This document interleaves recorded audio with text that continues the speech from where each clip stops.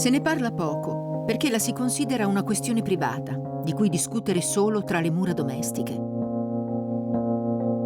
Eppure, secondo diverse stime, una gravidanza su 5 non arriva alla fine del primo trimestre.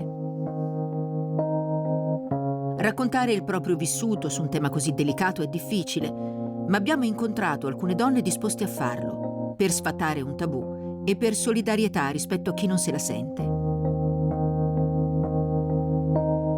Angela Notari da anni si impegna su temi legati alla maternità, comprese le esperienze di aborto spontaneo che ha vissuto. Sulle sue pagine social ne parla apertamente. La prima volta è successo nel 2019. La coppia aveva già un figlio di 2 anni.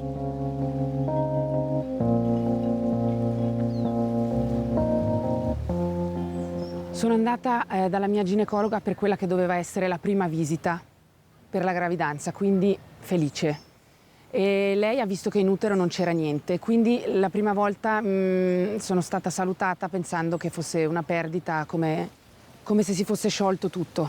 Però un prelievo ha rivelato che no, doveva esserci qualcosa. Allora lei, per il suo scrupolo, mi ha richiamata e ha voluto ricontrollare, ma non trovava.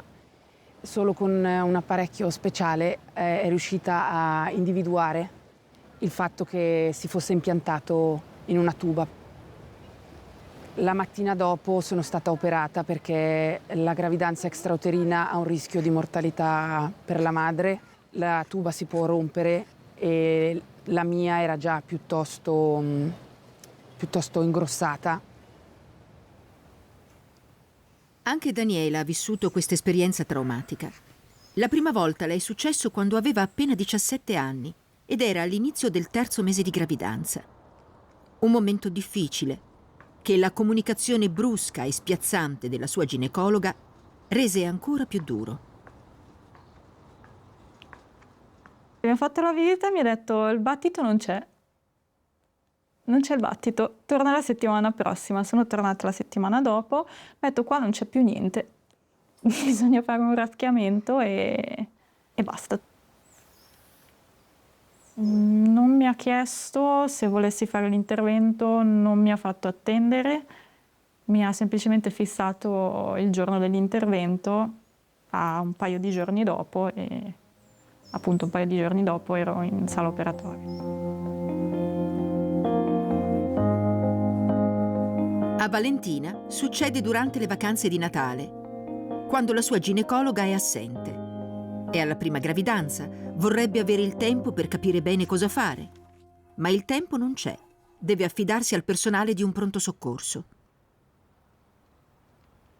È accaduto tutto molto velocemente, ho iniziato ad avere delle perdite e ho sperato con tutta me stessa, ho detto no, ma sono solo delle perdite, magari marginali, non è niente di grave, perché si spera fino all'ultimo, no? che non è quello. Quando poi facendo in avanti e indietro dall'ospedale queste perdite iniziavano a essere più copiose, più importanti, mi sono resa conto che stava accadendo proprio quello che pensavo non mi sarebbe mai successo.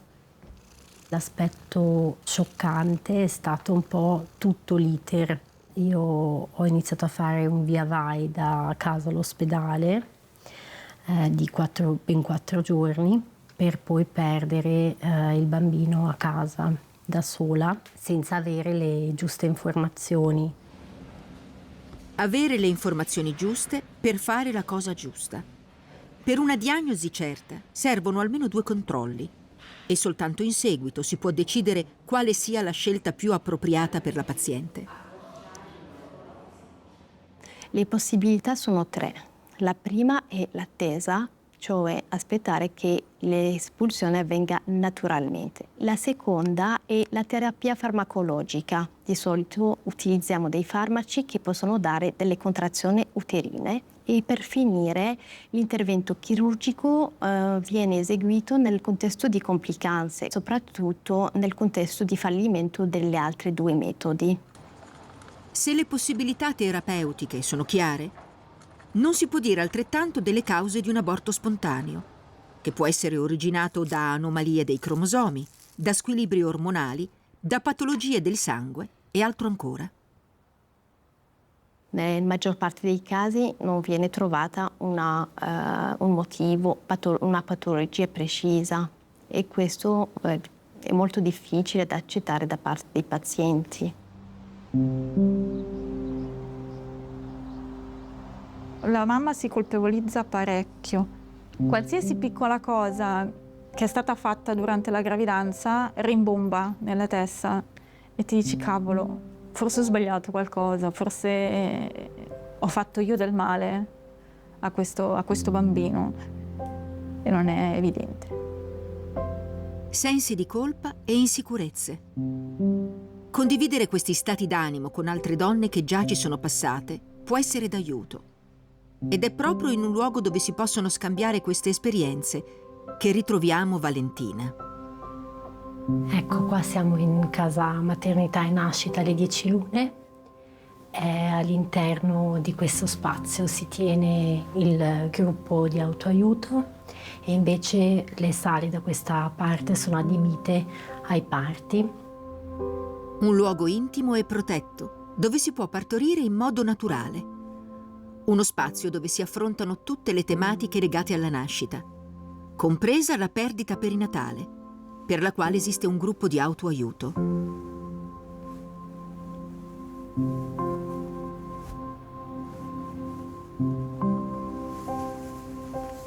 Non tutti i mesi il gruppo parte, un po' perché è un tema difficile da affrontare e allo stesso modo penso che sia ancora un po' un tabù e quindi che si faccia anche fatica ad aprirsi a un gruppo e raccontare il proprio vissuto. Chi preferisce una consulenza più riservata può contare sull'aiuto delle levatrici. Anche loro offrono un servizio che abbraccia tutte le fasi della maternità. Chiediamo ai genitori se vogliono essere contattati, se poi vogliono incontrarci, oppure se basta loro un approccio più telefonico di conversazione, di risposta alle loro domande e ai loro dubbi. E eventualmente andiamo a casa, cioè accuriamo e appuriamo che la mamma sta bene a livello proprio fisico, che tutti i controlli siano nella norma, e anche a livello emotivo, di valutare con lei quali sono le paure, i timori, le emozioni che vive in quel momento, che possono essere molto contrastanti. Un sostegno prezioso che in passato era meno diffuso. In questa famiglia, una ventina d'anni fa, c'erano già 2 bambini, Fabienne e Antoine, di 10 e 12 anni. Poi il desiderio di un terzo figlio. Siamo detti, alla fine i ragazzi sono ancora a casa e sarebbe bello completarla con qualcosa di nuovo. E così erano d'accordo tutti, anche i ragazzi, e è andata subito. È stato bello, era interessante. E poi dopo 2 mesi ho cominciato una sera a perdere sangue e mi sono messa sul divano, mio marito era via e tornava quella sera lì e come lui è entrato dalla porta è partito tutto, proprio ho dovuto andare in bagno e non so come se lo aspettavo che arrivasse lui. E dopo siamo andati all'ospedale, c'è stato il raschiamento e poi niente, siamo arrivati a casa. Era il 11 di giugno, c'era la chiusura delle scuole, c'erano tutte queste mamme che avevano qua i loro bambini e poi magari anche quei bebè e così, ormai erano tutti bambini delle elementari. E lì faceva proprio male, è stata dura. È un argomento che non è mai stato tabù in famiglia, ero al corrente, c'era stato chiesto come progetto di famiglia se eravamo felici di avere un fratellino o una sorellina, sapevamo che doveva arrivare e poi che non arrivava più, che era successo qualcosa. Io percepisco che ancora adesso la lavora che ce l'ha dentro, questo lutto. Fabienne, la figlia di Selene, È ostetrica di professione e il suo lavoro l'ha portata a confrontarsi spesso con gli aspetti psicologici della maternità. E lei sa quanto sia importante poterne parlare. Più volte se ne è parlato, che professionalmente mi è stato permesso di entrare un po' più a contatto con queste cose, di parlarne con lei, però è importante che ognuno sappia di poter andare oltre, e anche se anni dopo la cosa resta lì come peso, il poterne parlare e poterne rilavorare anche dopo aiuta per tutta la vita. Poterne parlare, poter raccontare il proprio dolore. Sembra scontato, ma non lo è. La mentalità che considera l'aborto spontaneo come un incidente da dimenticare il più presto possibile è ancora molto diffusa. Non ci si può esprimere, bisogna un pochettino passare oltre, ne farai un altro, arriverà la prossima. Eri solo all'inizio della gravidanza. Sì, eravamo magari solo all'inizio della gravidanza, ma ho perso anche un progetto e non tutti i progetti possono essere chiusi con la stessa facilità. Sono stata sostenuta da amici e familiari, però sempre magari dalle persone un po' più adulte, più grandi di età, molto vabbè ma sei giovane, vabbè ma ci puoi riprovare, vabbè ma non era ancora niente, pensa a chi perde i bambini quando nascono, tutte queste cose, quando magari non è assolutamente paragonabile, però sono proprio due cose differenti. Ho cercato di essere di supporto a Daniela al massimo delle mie possibilità. Non riesci magari tu da uomo a vivere quel dolore, perché penso che la donna lo soffra di più che l'uomo. Però l'uomo deve essere giustamente lì a essere l'appoggio in quel momento, perché se non c'è l'uomo che doveva essere il padre del bambino come appoggio per la madre, è anche normale che la persona crolli. Magari crolla lo stesso, però se c'è un appoggio è decisamente meglio. Daniel e Daniela hanno dovuto affrontare questa esperienza dolorosa per ben 3 volte. E poi si sono rivolti alla medicina riproduttiva. In centri come questo, la poliabortività viene indagata e risolta in quasi un caso su 2. Le cause possono essere banali, semplicemente meccaniche, che le scopriamo con una semplice isteroscopia, che è un esame endoscopico che ci permette di vedere proprio l'interno della cavità uterina. E una delle cause più banali potrebbe essere la presenza di un polipo. Ed è una delle migliori cause di aborto, di poliabortività, perché basta rimuoverlo durante l'isteroscopia e ovviamente la paziente ha dopo molte più chance di poter arrivare alla gravidanza. Invece altre cause più, definiamole sistemiche, possono essere quelle immunologiche, ad esempio la presenza di autoanticorpi che sostanzialmente creano un rigetto poi dell'embrione. In base al tipo di anticorpi che sono implicati, poi le terapie sono differenti, paradossalmente anticoagulanti, antiaggreganti, oppure delle terapie cortisoniche che hanno entrambe lo scopo proprio di favorire l'evoluzione della gravidanza. E proprio grazie ad una terapia anticoagulante, Daniela riesce finalmente ad avere una gravidanza, che questa volta va a buon fine. Sì, Christopher è nato in un momento della mia vita in cui pensavo di aver perso tutto. È nato sano e non potrei chiedere di più dalla vita. È stato un dono che ha ripagato tutte le sofferenze di prima.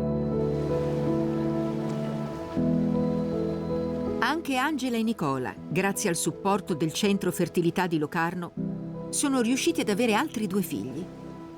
Ma in questi anni hanno dovuto confrontarsi con delle situazioni difficili. In una di queste, Angela, seguita dalla sua ginecologa e dalla sua allevatrice, si è presa il tempo per scegliere come intervenire.